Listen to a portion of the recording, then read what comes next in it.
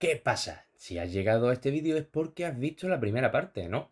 Si no es así, te dejamos por aquí arriba el enlace al primero para que comprendas el estilo gótico, ya que en este vídeo hablaremos fundamentalmente de la arquitectura gótica en diversos países europeos y expondremos las obras más características. Y bueno, si has visto la primera parte no tengo mucho más que explicarte, ¿no? Así que vamos a continuar con el arte gótico. En España la arquitectura se inició tras la transición del románico al gótico, a finales del siglo XII y a principios del siglo XIII. Ejemplos destacados de este periodo de transición son las catedrales de Ávila, Sigüenza, Tarragona y Lérida. En el siglo XIII el gótico se desarrolló especialmente en Castilla, donde se construyeron destacadas catedrales de influencia francesa, como la de Burgos, León y Toledo. La escultura gótica ganó en naturalidad, de ahí que los personajes sonrían y se comuniquen entre sí. Se concentró en las portadas de las catedrales, como las de León y Burgos. La pintura tuvo un menor desarrollo. Se manifestó en forma de miniatura que ilustraron los libros, como Cántigas del Alfonso X, en algunas tablas de grueso dibujo y brillante colorido, y en magníficos ejemplos de vidriera, como la de la Catedral de León. En Francia, la obra del pórtico y más adelante la de la cabecera de la abadía de Saint-Denis son el prólogo del nuevo estilo. Más adelante, ya en la segunda mitad del siglo XII, se inician las catedrales de Noyon, Laon, Senlis y Soissons, entre otras, culminando con la iniciación en 1163 de la Catedral de París. Sin embargo, es a lo largo del siglo XIII cuando se inician las más importantes y bellas catedrales de Francia, que serán el foco de difusión por toda Europa. Destaca en esta época la Catedral de Chartres, cuyo edificio románico fue destruido por un incendio en 1194 y que constituye uno de los monumentos señeros de la historia de la arquitectura, puesto que es en ella donde se concretan los ideales y la técnica de la arquitectura gótica. Son destacables por su gran influencia, sobre todo en España y Alemania, el inicio en 1212 de la Catedral de Reims, conforme a trazas de Juan de Orbais.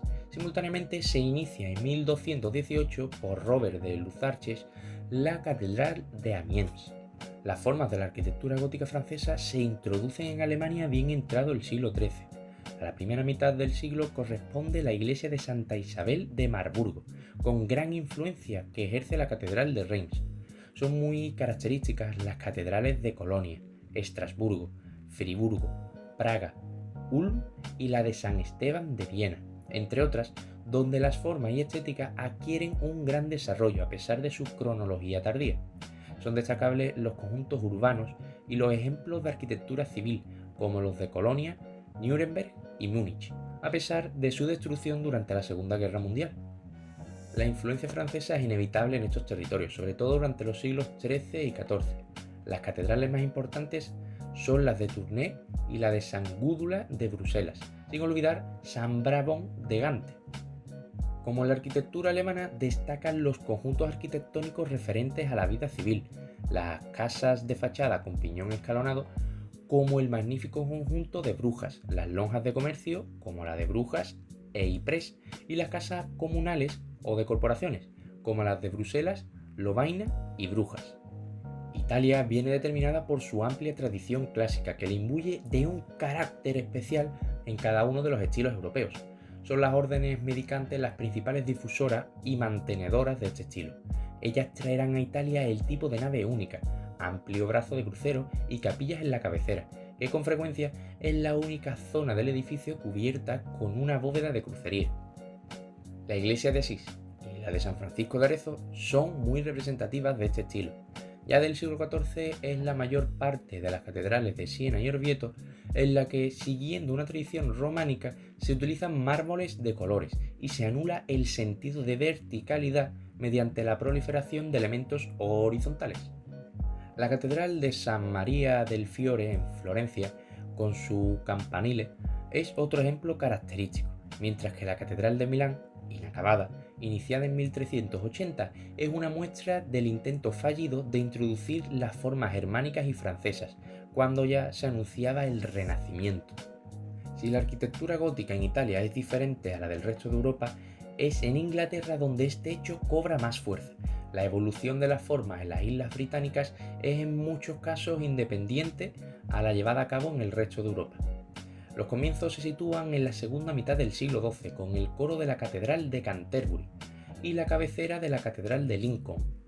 La Santa Iglesia Catedral Basílica Metropolitana de Santa María es un templo catedralicio de culto católico dedicado a la Virgen María en la ciudad española de Burgos. Su construcción comenzó en el año 1221, siguiendo patrones góticos franceses.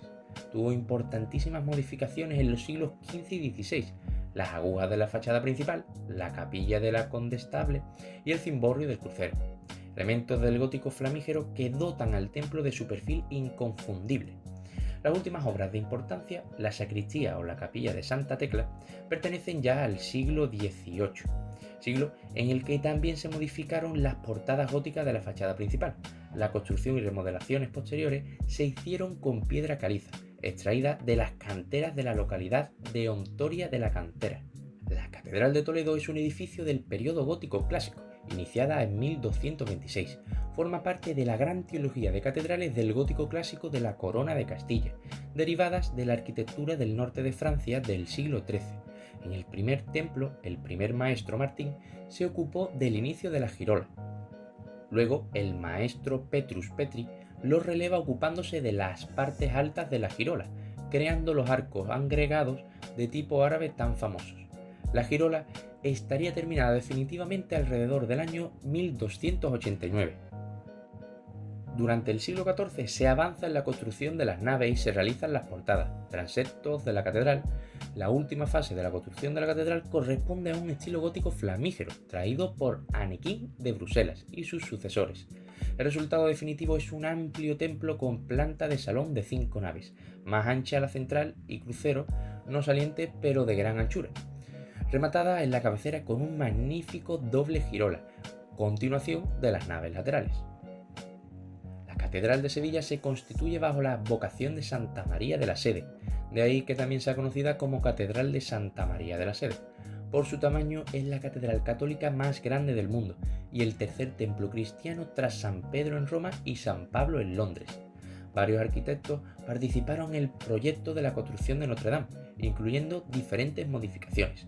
En 1182 comenzaron a ofrecerse servicios religiosos.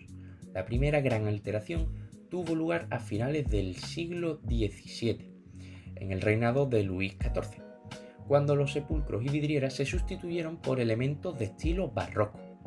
A continuación, como siempre hacemos en los vídeos de Historia del Arte, te dejamos un listado con las obras más características de esta época.